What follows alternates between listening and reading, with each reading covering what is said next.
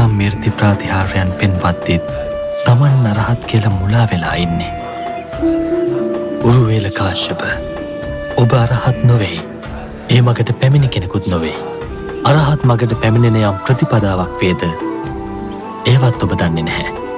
ඔබ අරහත් නොවේම අරහත් කියා මිත්‍යා දෘෂ්ටියකයි තදින්ම බැසගෙන සිටින්නේ.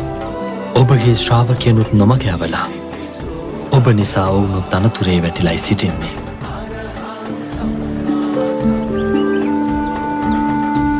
ඔබ වහන්සේ මගේ මානය දුරු කළා.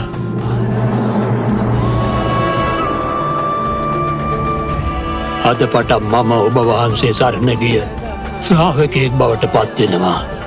මට අවසර දෙනසේක්වා. ඔබ 500ක් ජටිලයන්ගේ ආචාර්යවරයා. ඔබේ අනුගාමිකයන් ගැන සිතා මේ තීරණය මුලින්ම ඔවුන්ට දැන්වීමයි සුදුසු වන්නේ.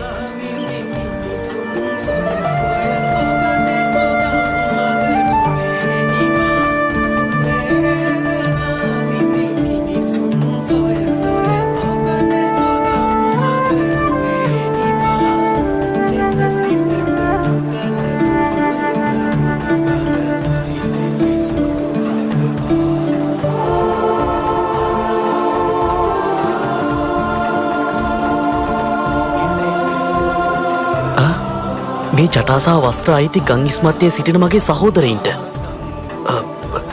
ඔරුවෙලට සහ නදීට කුමක් හෝ කරදරයක් වී ඇති හැඩයි. මා දැන්ම යා යුතුයි.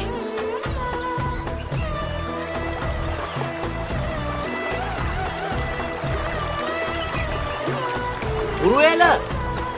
නදී!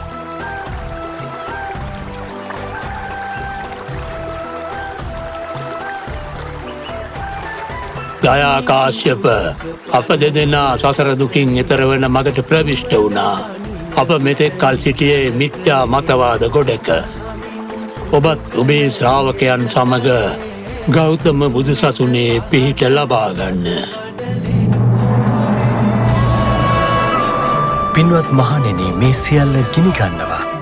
ඇස, කන, නාසය, දිව, ශරීරය, මනස ගිනි ගන්නවා.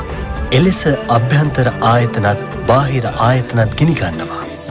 ඒ ආයතනවලට අනුරූපව විඤ්ඤාණයත් ගිනි ගන්නවා.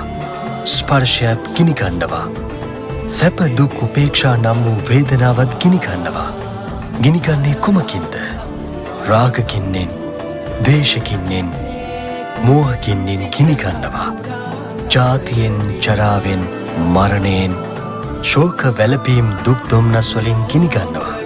පින්වත් මහණෙනි, මේ අයුරින් යථාර්ථය දකිනා නුවණැති ශ්‍රාවකයා මේ සියල්ල කෙරෙහි අවබෝධයෙන් කලකිරෙනවා. අවබෝධයෙන් කලකිරීමෙන් නොඇලෙනවා. නොඇලීමෙන් නිදහස් වෙනවා. එවිට නිදහස් වූවේ මේ ඥානය පහළ වෙනවා. ඉපදීම ක්ෂය වුණා. බඹසර වාසය සම්පූර්ණ කළා. මතුවට කළ යුත්තක් නැතැයි දැනගන්නවා.